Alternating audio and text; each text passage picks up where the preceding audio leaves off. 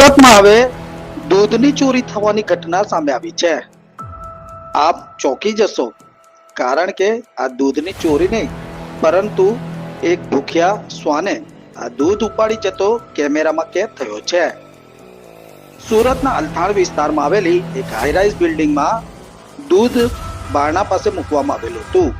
આ દૂધ શ્વાન ઉચકીને જતો કેમેરામાં કેદ થતા સ્થાનિકોમાં કુતૂહલ સર્જાયું હતું, પરંતુ કૂતરાએ પોતાના પેટની ભૂખ છુપાવવા માટે આ કૃત્ય કરતા હોવાના દ્રશ્ય સામે આવ્યા છે।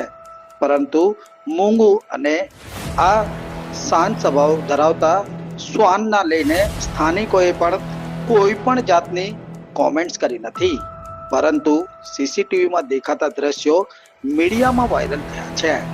પરંતુ આવા કૂતરાઓ જે દૂધ તેમજ અન્ય બાળકોને ઘણી વખત બચકા ભરવા હોવાની ઘટના સામે આવે છે, ત્યારે મહાનગરપાલિકાની કામગીરી પર પણ અનેક સવાલ ઉઠવા પામ્યા છે।